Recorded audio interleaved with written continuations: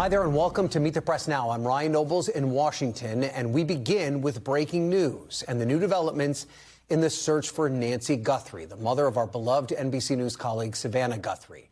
Moments ago, Savannah posting a new video on Instagram on her mother's disappearance. We want to play that video for you in its entirety. Hi there, everybody. I wanted to come on and just share a few thoughts as we enter into another week of this nightmare. I just want to say, first of all, thank you so much for all of the prayers and the love that we have felt, my sister and brother and I, and that our mom has felt. Because we believe that somehow, some way, she is feeling these prayers and that God is lifting her even in this moment and in this darkest place. We believe our mom is still out there. We need your help. Law enforcement is working tirelessly around the clock trying to bring her home, trying to find her. She was taken and we don't know where.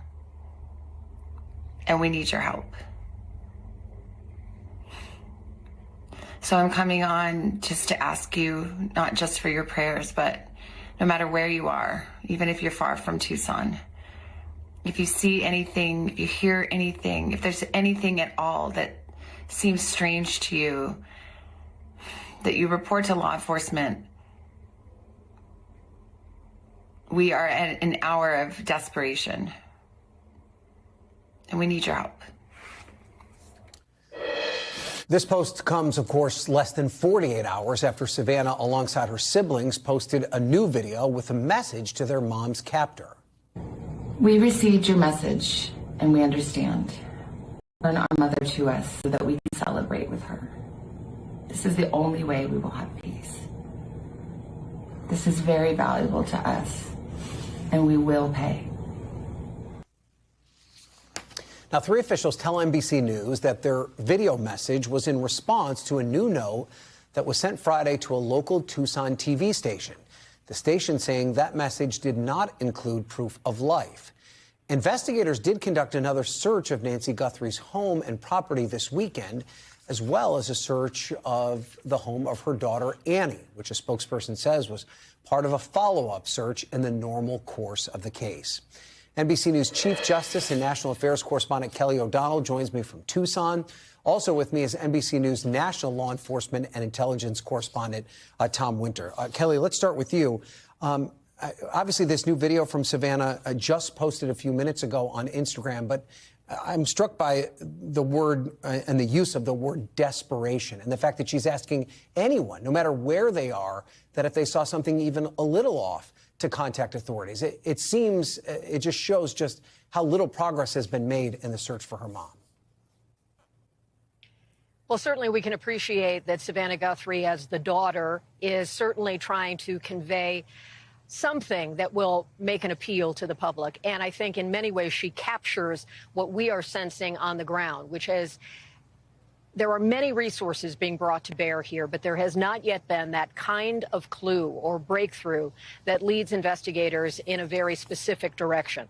That is not to say there isn't massive work being done, because there is. We've been in touch with all of our sources, especially with the FBI, that has many offices from the FBI in the West, Tucson, Phoenix, and beyond, sending personnel here to do a lot of the painstaking work of reviewing key evidence that is at a level where it is the looking for the needle in a haystack, reviewing cell phone data, reviewing digital and video information, trying to find something that generates a clue. What Savannah is doing in her message, it appears, is trying to speak more broadly to those who might know someone who saw something, said something, or has some bit of information from their own experience that could help break through all of that digital work and all of that record search for the kind of old school human contact that might be able to bring about some clue that law enforcement can act on. It is really a moment where she is also speaking separately from the efforts that relate to the notes that have gone to media outlets and then by extension to the family seeking some kind of ransom payment. Again, we don't know if those notes are actually at all connected to the disappearance of Nancy Guthrie and if they are credible in any way, but the family has kept that pathway open and talked about a willingness to pay. Not in this message. Savannah Guthrie speaking without her siblings this time. The fourth message we've had from the family collectively is asking for a breakthrough and also thanking everyone for prayer support and the work that's going on. She reinforced that they have confidence in the work of law enforcement and what they're doing, but they need something. An hour of desperation is not only what she is feeling, but in a palpable way, it's what you sense here on the ground, that there is work being done, but a real need for a breakthrough moment. Ryan? And to that point, Kelly, and Savannah makes note of this in her message, we're now entering the second week since her mom went missing. And you mentioned how desperate the investigators are there. What is their mood like? Are they still just as intense as they were in the hours after her mom went missing? It's hard to answer that, but this is a professional, large-scale, national-level involvement, and I think that's very significant. Clearly, Pima County has a role to play. They have been handling parts of this investigation.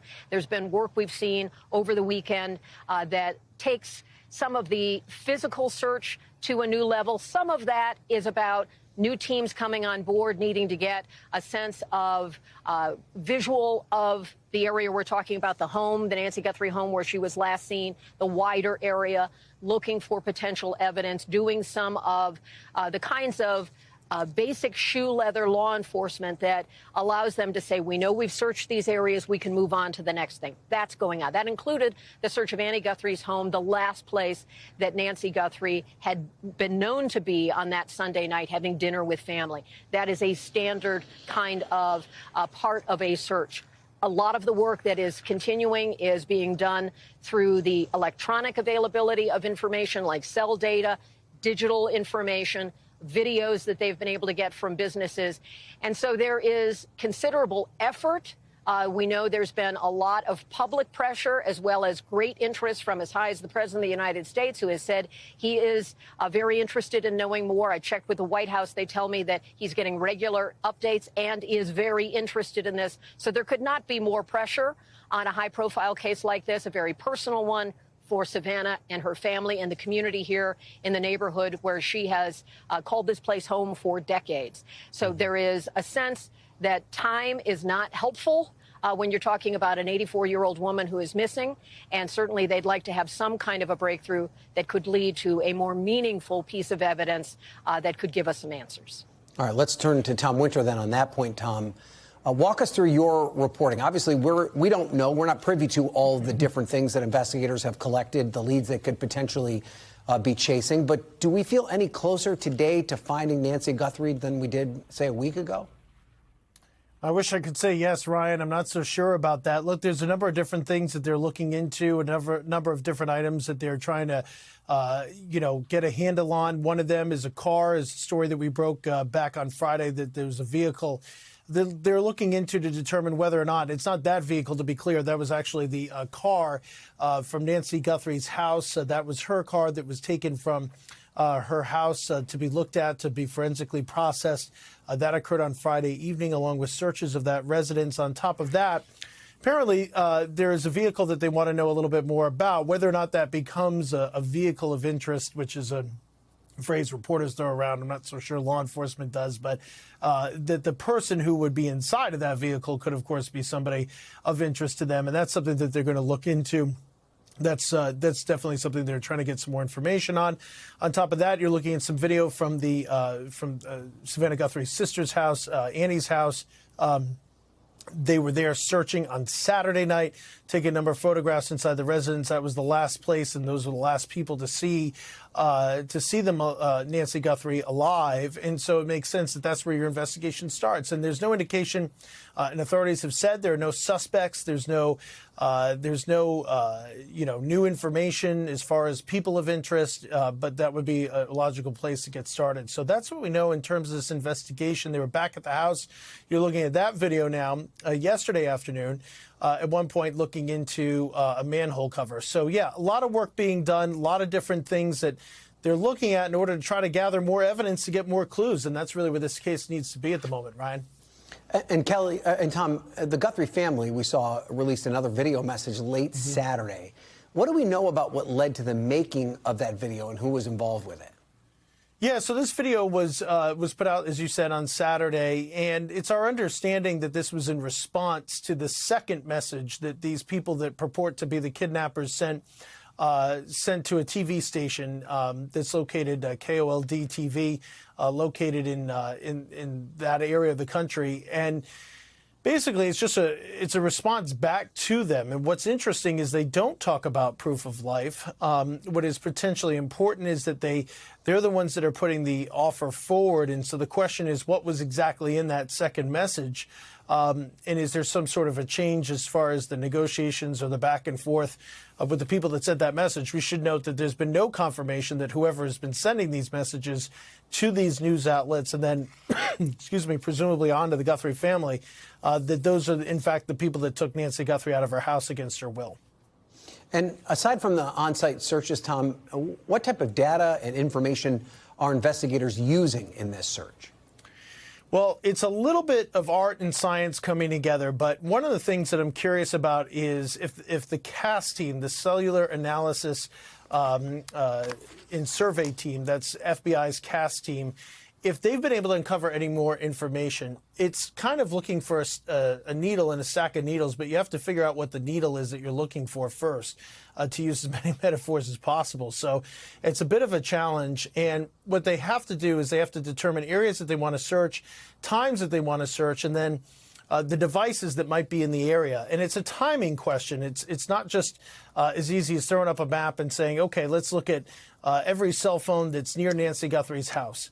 Yes, that is kind of the idea, but you have to serve subpoenas on the cell phone companies to download the data off the tower and then to be able to compare that to other towers and overlay that. There are programs for this. The FBI has been doing it for some time. There's exigent circumstances where they can get this information without having to wait a particularly long time. We saw it, by the way, be put to use recently in the January 6th pipe bomber case that came into use there. It was very helpful in going back and looking at the movements of the Boston Marathon bombing suspects, the Tsarnaev brothers. They were able to kind of figure out their movements prior to and just after that bombing. That led to some critical evidence. So it's very helpful information. It does take time, and it takes time to process all this information and then run down those leads. So that's kind of the backstory on how that technology works. We'll see how successful it might be here. Ryan, coming up. Okay, Tom, thanks for your continued reporting on this. Kelly O'Donnell, thank you for your work on the ground as well. Obviously, if you guys get any new information before the end of this broadcast, let us know. We'll put you back on. If you have any information on this case, you can contact the FBI tip line. That number is 1-800-CALL-FBI. And coming up, we'll have more on the search for Nancy Guthrie and the breaking news with Savannah Guthrie saying the family believes their mother is still out there. Plus, President Trump's Super Bowl halftime report is in, and he's not happy, lashing out at the Grammy-winning artist Bad Bunny for delivering a historic Spanish-language performance. You're watching Meet the Press now.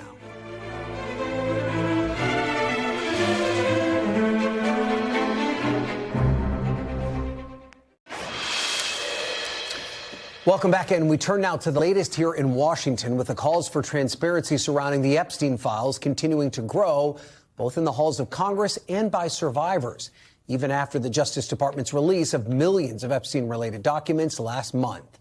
It comes as lawmakers are getting their first opportunity today to review the unredacted versions of those files.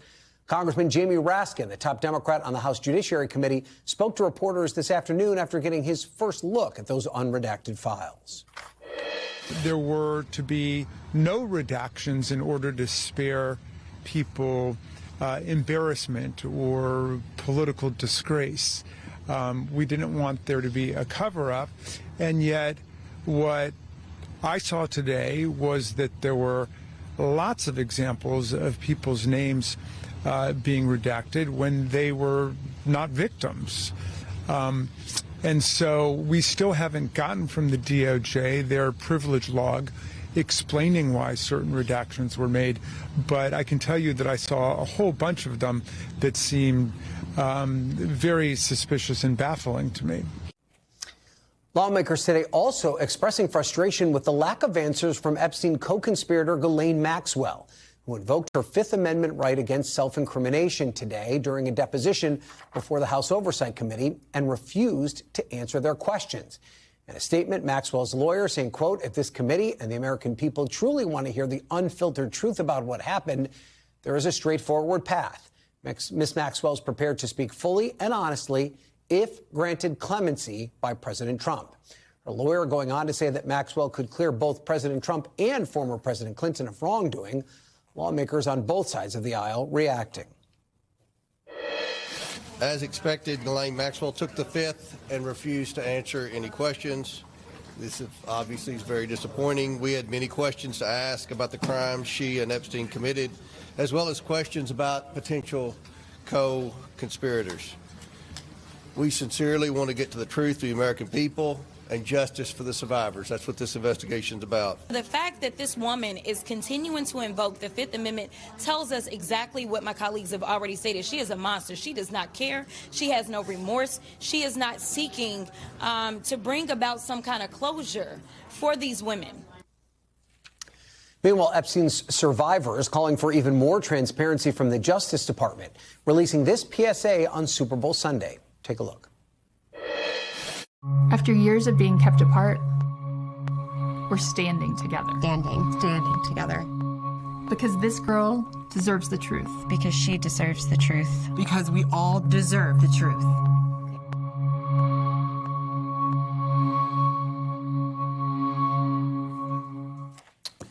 Joining me now to talk more about this, Democrat Congresswoman Melanie Stansbury of New Mexico. Congresswoman, thank you so much. I know you're going to see the unredacted Epstein files tomorrow. What will you be looking for? Well, you know, there are a lot of unanswered questions, but I want to clarify that the Epstein Files Transparency Act was very clear that the Department of Justice was to release all files except was able to redact files that either would reveal the identities of the survivors or include child pornography or acts of violence. And the Department of Justice is breaking the law right now. Not only have they not complied with the subpoena that we issued at the end of the summer, they have only released about half of the files that they have in their jurisdiction, and they have over-redacted files, including unmasking survivors, which the law told them not to do, and actually redacting files that implicate co-conspirators and potential perpetrators. So I have a list of files I'll be looking at. Department of Justice spent many years investigating these crimes. We know that there are at least a dozen potential co-conspirators who are named in various DOJ files and investigations. I'll be looking at specific emails where they redacted the names of individuals while discussing actual sex crimes with minors with Jeffrey Epstein. I'll be looking for the files that were completely blacked out, including the files in the Southern District of New York, as well as the memo that was internal work product of DOJ to understand why they didn't prosecute these crimes. So we have a lot of materials that we plan to go over tomorrow at DOJ.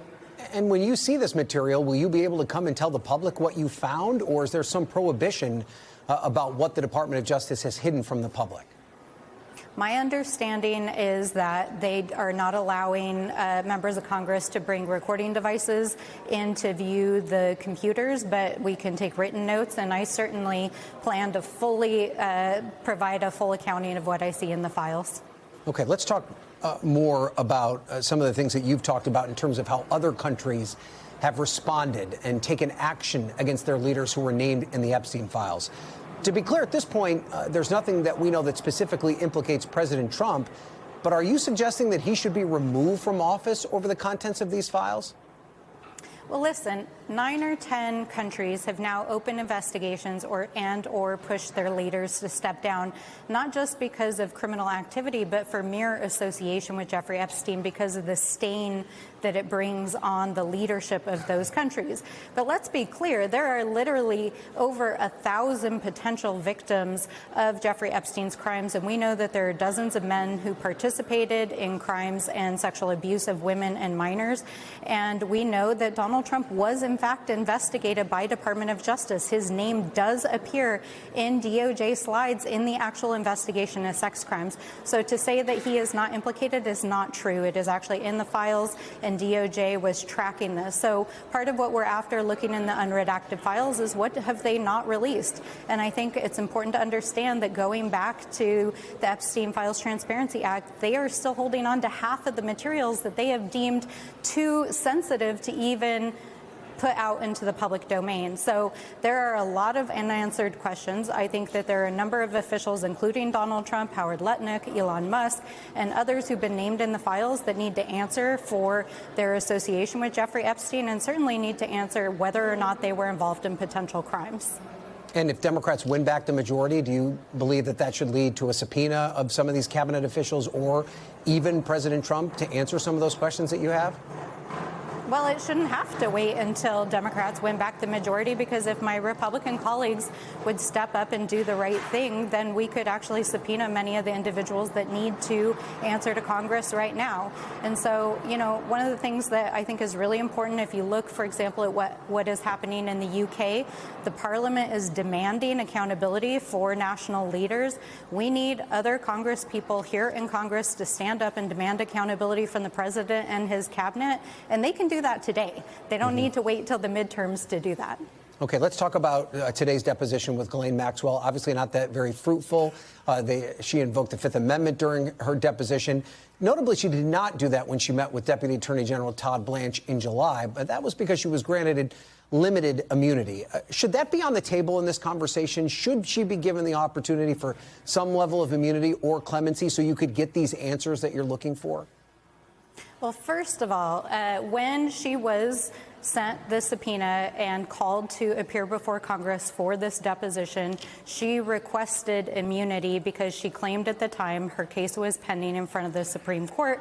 She was granted an extension before she had to appear for her extension, and now she's filed this last-minute habeas petition in the Southern District of New York and is claiming that her Fifth Amendment rights are being invoked for that reason. But I think it's very telling that she not only had her lawyer make a statement in the deposition, but then he put it out into the public domain and you read it, that she would invoke her Fifth Amendments unless she was granted clemency.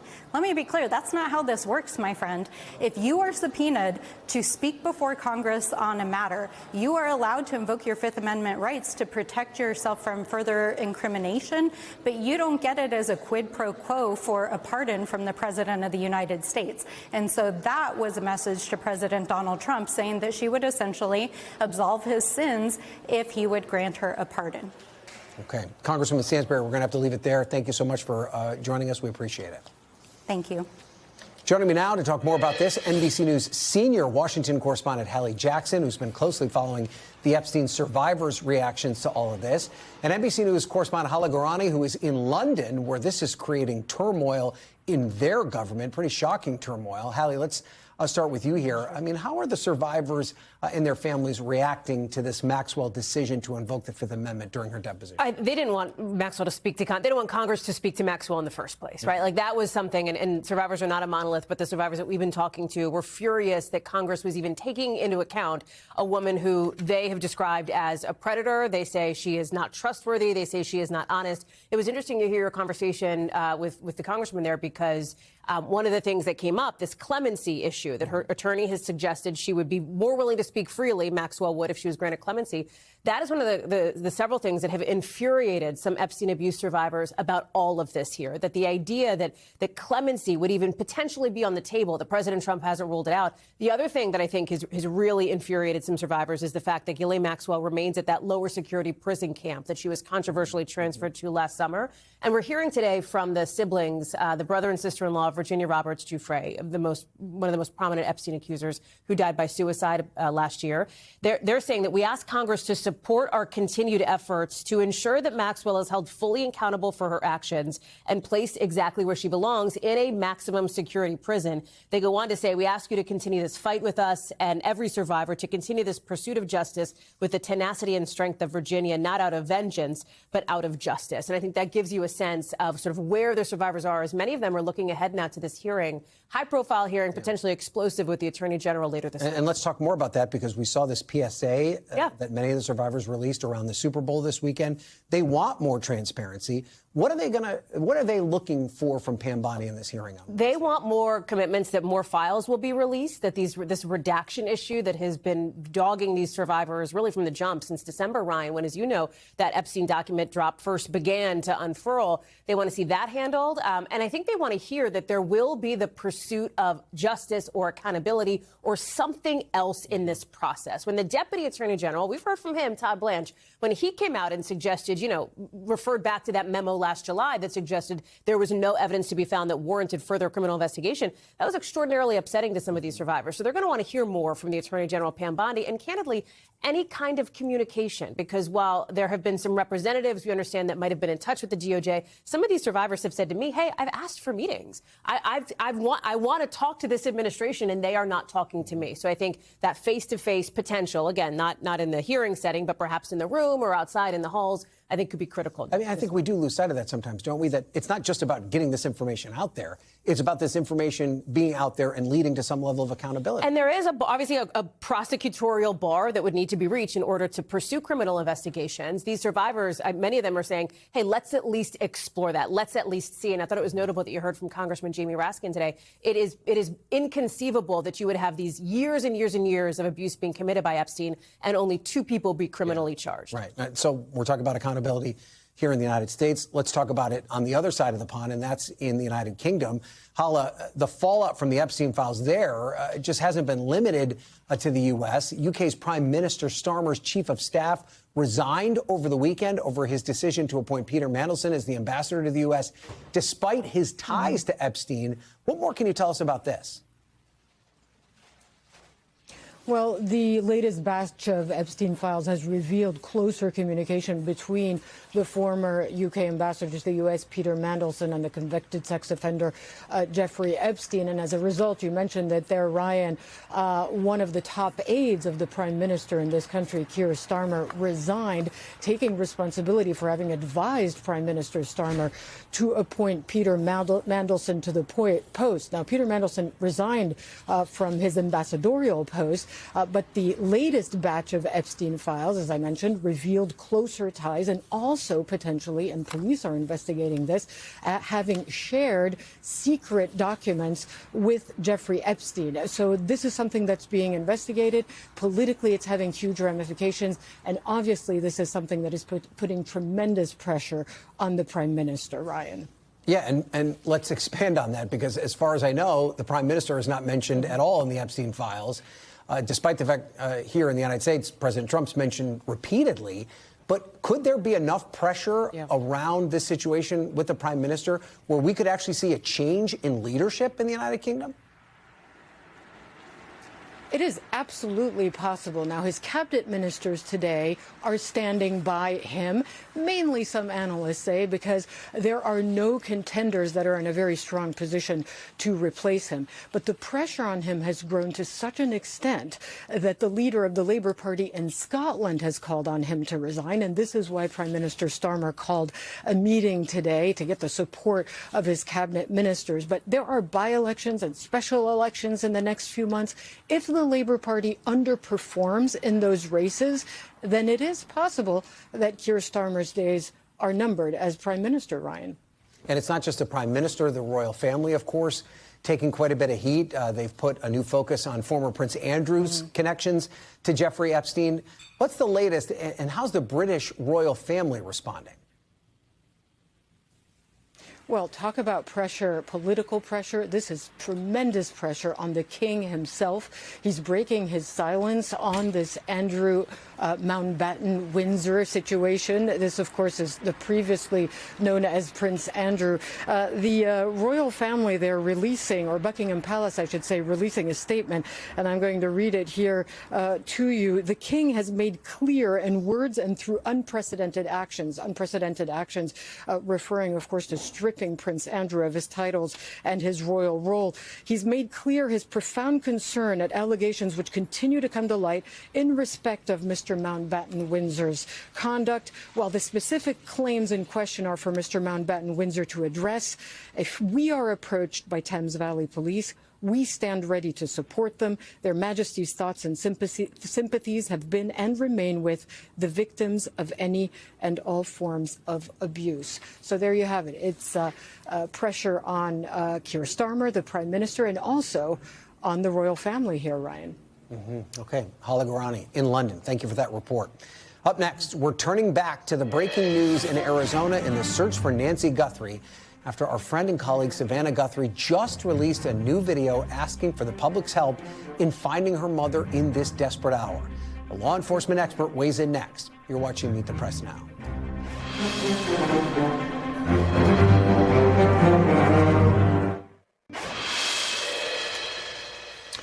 Welcome back, and we have more now on the new developments in the search for Nancy Guthrie. Her daughter, our dear NBC News colleague Savannah Guthrie, posting a new video on Instagram about an hour ago. Here's part of it. We believe our mom is still out there. We need your help. Law enforcement is working tirelessly around the clock trying to bring her home, trying to find her. She was taken and we don't know where. And we need your help. Joining me now is Jim Kavanaugh, a retired ATF special agent in charge, and he's now an NBC News law enforcement analyst. Jim, thanks so much for joining us. We saw Savannah just released a video in which she appears to be kind of speaking off the cuff, more so than she has in her previous videos. Do you make anything out of that in her message today? Well, it's right from the heart. I mean, it's so genuine. It's gonna touch everybody, and touch everybody. Hopefully, that they'll pay attention to the case and keep it on the forefront of their mind. So it's a good move by Savannah and the family to do this, reinvigorate everything on this Monday after the Super Bowl weekend. This first Monday back, the business week starts. Everybody's back to work, back in their routine. You know, let's start seeing and hearing something. What's going on? They need to just go aggressively on all the leads. In her previous messages, though, it did appear, I mean, in fact, the last one before this one that posted today, there appeared to be a very specific message for her potential captors. And this video clearly does not have that same sort of tone to it.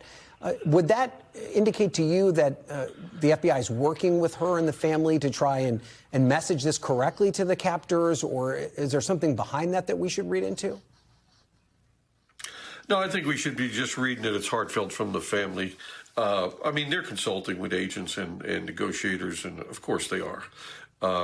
But, you know, if you're the abductor watching this is what the family wants. They want help. They want to communicate with you. They want their mom back. And that's what's most important. I think that, you know, we're in a critical phase of the case. I mean, if she was abducted for ransom or some reason to send a message out, we should have had a valid communication now, Garrett, and we don't have it. I mean, we don't have anything where someone can prove that they're the actual abductor.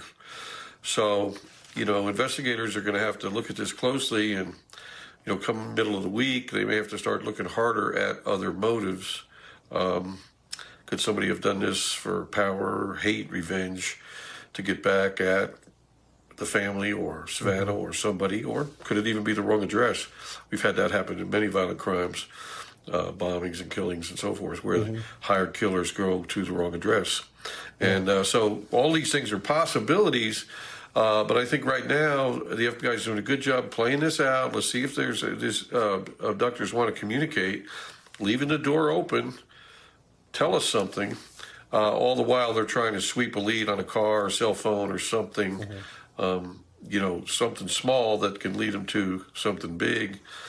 We used to do on cases like this, major cases like this, we would send out a whole phalanx of agents and officers at 2 o'clock in the morning at the time the crime occurred, all over the streets where the crime occurred, all over the neighborhood where it happened, and stop every vehicle and interview them. Who are you? What's your name, sir? Where are you going? Well, I'm going to work. I work at the plant. Okay. Do you usually come this route every night at 2 o'clock or what? Yes, I do. Do you see anything last, Saturday night or whatever? And not only do you get some good interviews about people who are out at that hour of the night, but you also, glean some information about who might be moving around. And you might get some cars you can eliminate on cameras. That was a technique we used a lot and sometimes paid off big for us. So there's a lot of things they can do. Maybe they've done that already. I don't know. But it's only a week out, so they can still do things like that. They still have, they're still fresh in the minds of people, so they can still do a lot of that stuff. And you mentioned maybe something small can turn into something big. Is that part of the reason that we saw investigators go back to the house, why they impounded her car, why they went to the daughter's house? Is it just hoping, maybe just going back over the things they've already gone over, just in case they might have missed something? Exactly. Look at taking Nancy's car, for example. An abductor might have just touched the car. It's a metal surface, glass surface. It's smooth. It would retain fingerprints.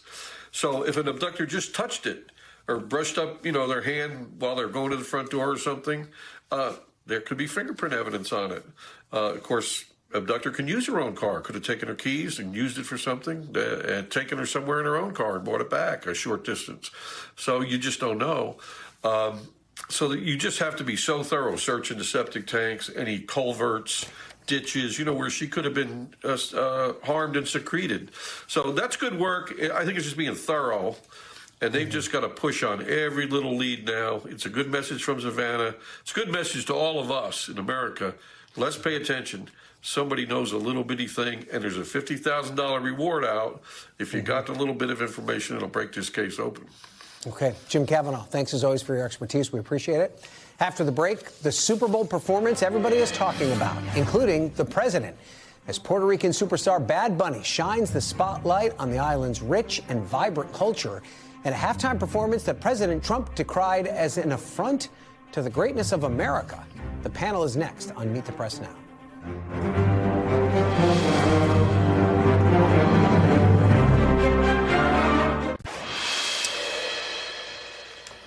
Welcome back. Congress is facing a major time crunch before funding lapses for the entire Department of Homeland Security at the end of this week.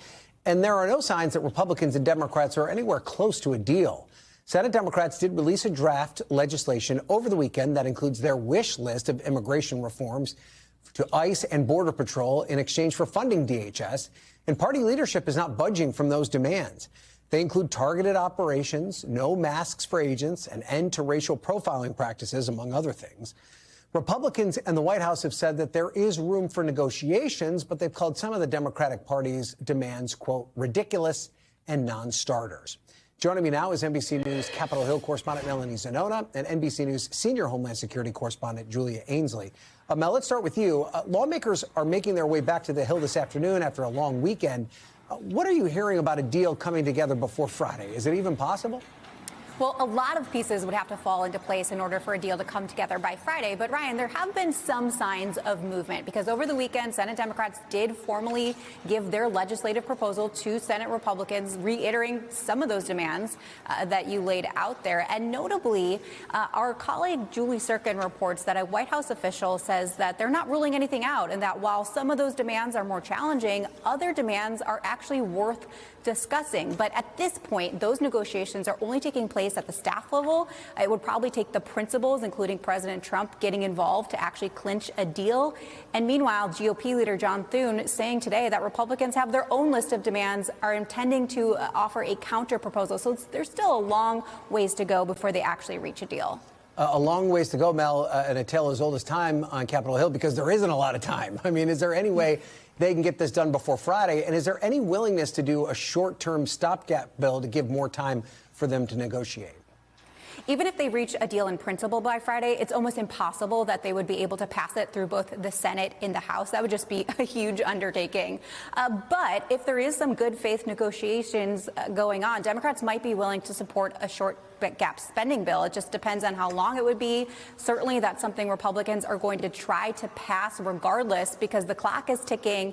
And this agency, Department of Homeland Security, a critical agency that is set to shut down at Friday at midnight. Okay, Mel, let's turn now to Julia for more on her side of all of this. And Julia, I want to turn to the reporting that you did for your upcoming book, Undue Process, about the Trump administration's deportation program. You interviewed the White House border czar Tom Homan over the summer, where he forewarned about the fallout we've been seeing over Minneapolis. What did he tell you?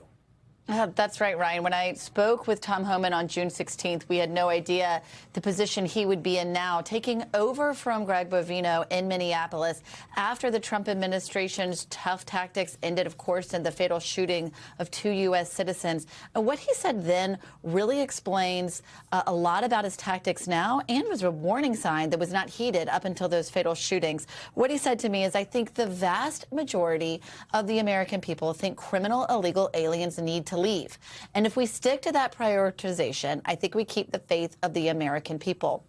Ryan, he said this in many different iterations over the course of our interview that day. That was just as the operations that really began to sweep immigrants in Home Depot parking lots, the garment district of L.A. began, and he was saying that he thought that people would have more room to complain. He was worried about losing the faith of the American people, and he said that they needed to focus on their operations targeted on people who had committed crimes. And this was just as this other strategy to do this real broad sweeps of places that Greg Bovino was leading had really come into power and into favor by the administration. Now we've seen a switch, and Homan is trying to put the genie back in the bottle and chart this new course. Of course, it's in the aftermath of these 2 shootings and as those negotiations really ratchet up in intensity on the Hill. And you've also been reporting that ICE is plowing ahead with plans to build and buy mega warehouses to keep detained immigrants. How does that fit with these targeted operations? Well, exactly right. It seems that why would they be spending all of this money on mega warehouses that could hold as many as 8,000 immigrants? For context, the country's largest federal prisons hold 4,000. So that would double that amount. But we know that they've already taken contractors out to these warehouses. They were built to be Amazon warehouses. There's one right there in Surprise, Arizona. And they've also gone to places that were built to be server farms, these huge warehouses that are sitting empty across the country. ICE wants to do something unusual, and they want the government to buy these and have them run by contractors. Previously, contractors acquire the space, and they make sure that it's outfitted and the security can be provided and that they can staff it.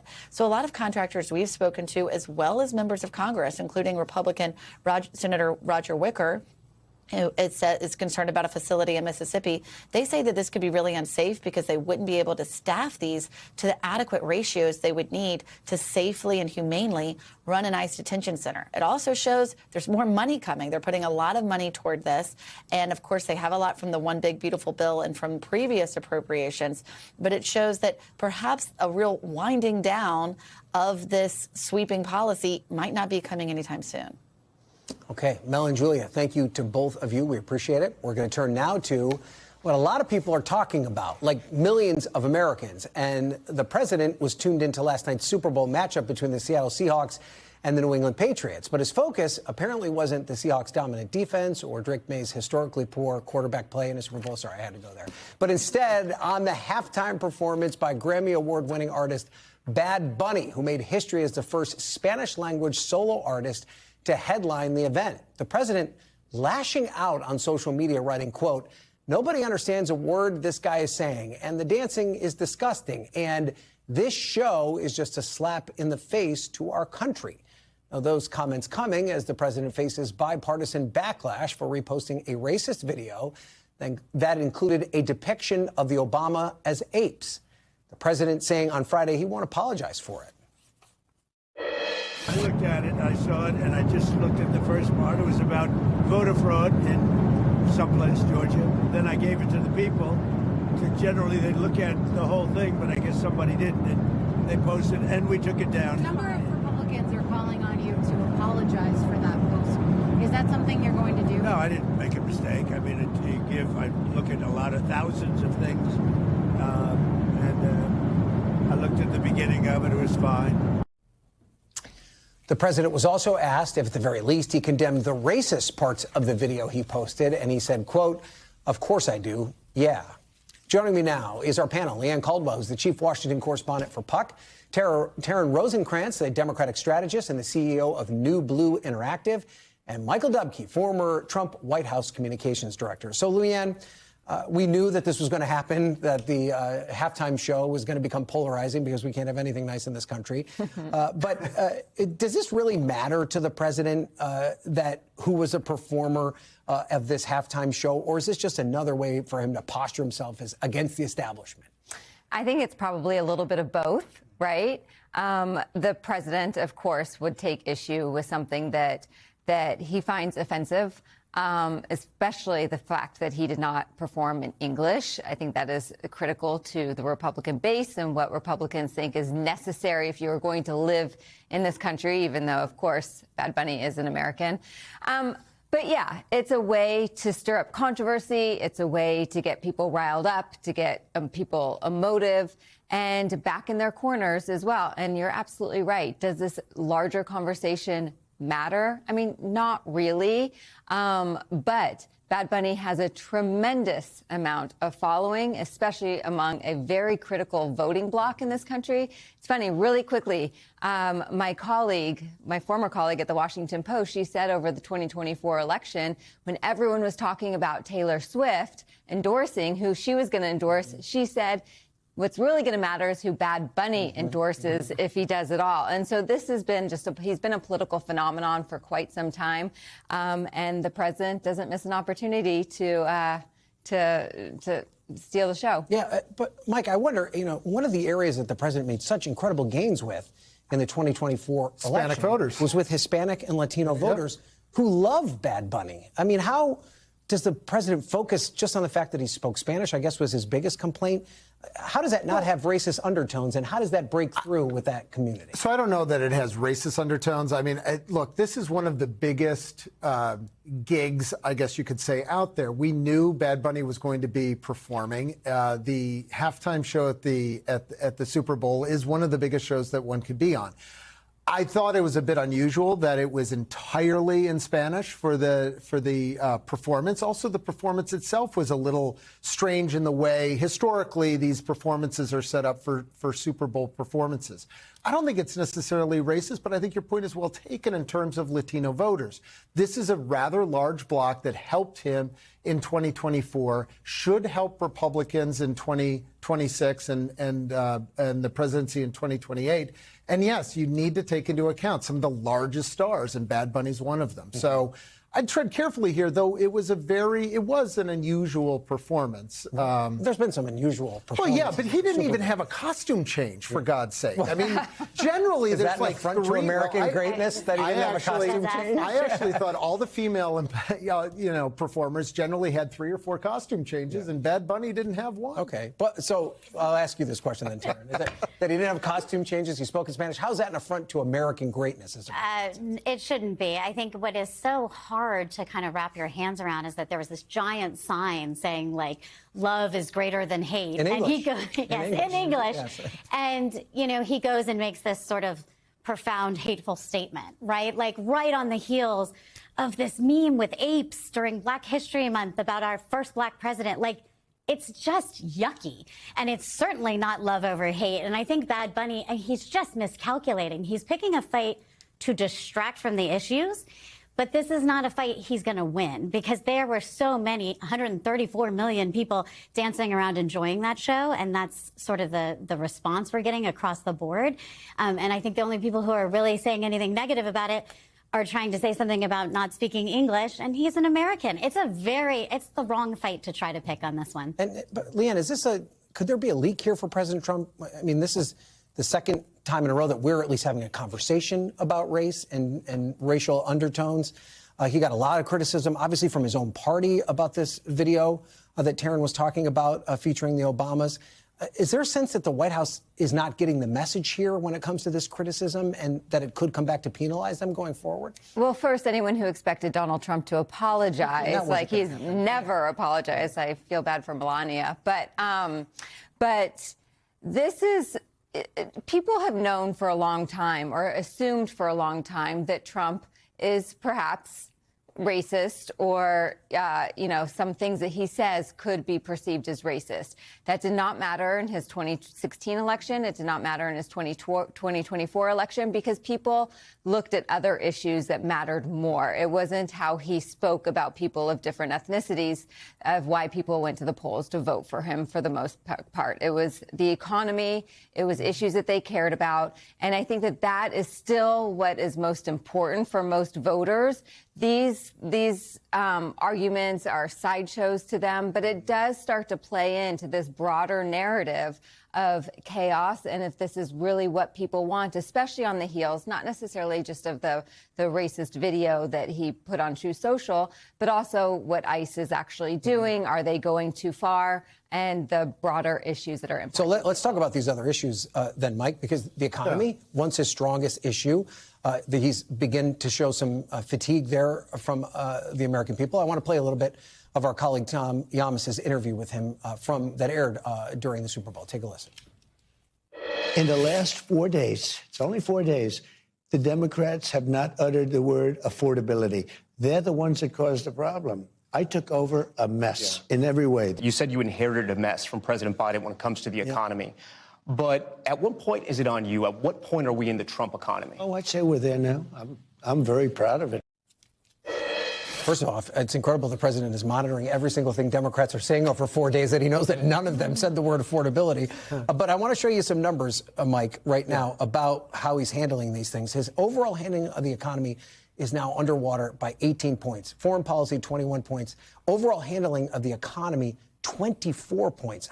Can he turn this around before the midterms? I think he can turn parts of this around before the midterms, but I think the word that you use, chaos, is appropriate here because there's messaging chaos when it comes to the economy, to immigration, to foreign policy, and I think you're seeing some of that in those numbers. I mean, we just had the Dow hit 50,000.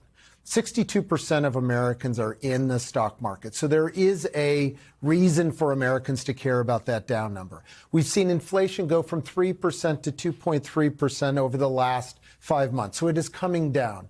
The vast majority of Americans care about that. So there are things that are happening in a positive direction on the economy that should benefit the president. But I think chaos and messaging chaos and not being able to focus is causing those numbers that you put up on the screen. And then, Taryn, I'll let you have the last word. Can Democrats break through this messaging? They have to be more than just not Trump, right? Oh, they have to absolutely. They've got to have a plan, right? and they got to offer their alternatives, and they got to say things, which I think is being very upfront. You know, you're falling into the trap that everyone said Democrats did in the 24 election. Like, no, the economy is getting better. Don't you feel it? Mm-hmm. And if they don't feel it, and there's no alternative, and it's just stay the course and think that everything's great, I think we're going to really see that pay off big for Democrats who are proposing plans for affordability. There, I said it, so he can't. We'll make sure he's tracking Democrats on affordability here today. All right. Thanks, everybody, for being here. We appreciate it. We look forward to the Bills being in the Super Bowl next year. Go Bills. Move on.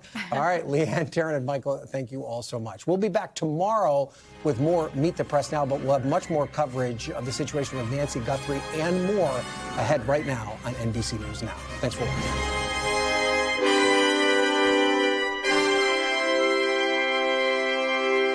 We thank you for watching, and remember, stay updated on breaking news and top stories on the NBC News app or watch live on our YouTube channel.